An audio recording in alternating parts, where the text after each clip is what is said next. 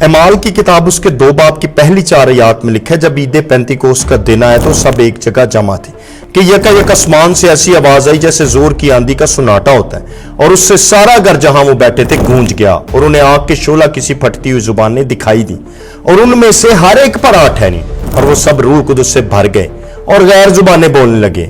آپ سب جانتے ہیں اس کی جو پہلی 4 آیات ہیں، اس کا تعلق اس تجربے کے ساتھ ہے جسے ہم پینتیکوست کا تجربہ کہتے ہیں۔ کئی دفعہ ہم یہ کہتے ہیں پینتیکوست کا دن وہ دن ہے جب کلیسیا نے جنم لیا۔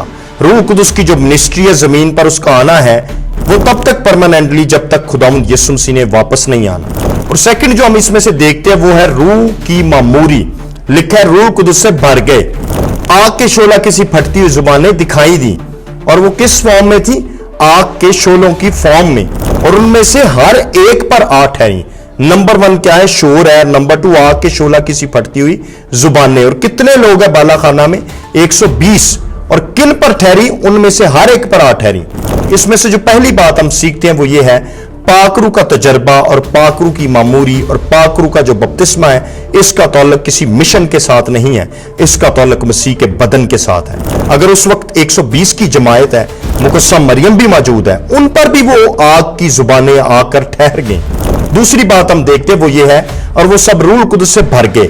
اس کا مطلب ہے کچھ ان کے اندر ہوا ہے، آگ ان کے اوپر آ کر ٹھہری اور ان کے اندر داخل ہو گئی۔ جب بائبل کہتی ہے وہ سب روح القدس سے بھر گئے تو اس کا مطلب ہے وہ آگ ان کے اندر داخل ہو گئی، وہ آگ ان کے روح اور جان اور بدن میں داخل ہو گئی۔ اور وہ کس سے بھر گئے؟ پاک روح سے۔ اس تجربے کو آگ کے ساتھ کیوں بیان کیا گیا ہے؟ کیونکہ موسٹلی پرانے عہد نامہ میں جب بھی خدا نے اپنے آپ کو ظاہر کیا تو وہ آگ کے ساتھ کیا۔ موسیٰ نے جھاڑی میں کیا دیکھا؟ آگ۔ جب بنی اسرائیل اس بیابان میں تھے تو بادل کا ستون اور آگ کا ستون ان کی رہنمائی کرتا تھا۔ خدا کے خیمہ میں اور جب ہیکل میں پاک ترین مقام پر خدا کی آگ وہاں پر نازل ہوتی تھی، تو وہ جو شعلہ سی پھٹتی ہوئی زبانیں ہیں، وہ جو شعلے ہیں، وہ آگ نہیں ہے، وہ خدا وہاں پر موجود ہے۔ اور جب لکھا ہے وہ سب روح القدس سے بھر گئے تو وہ کس سے بھر گئے؟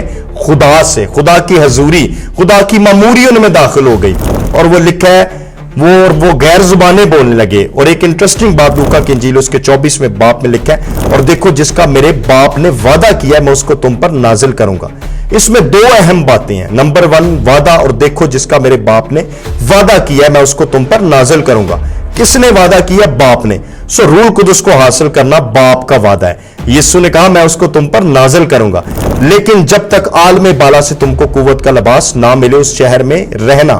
وعدہ ہے اور حکم ہے۔ وعدہ ہے میں تمہیں یہ دوں گا، اور یسوع کا حکم ہے جب تک تمہیں یہ نہ ملے یہیں ٹھہر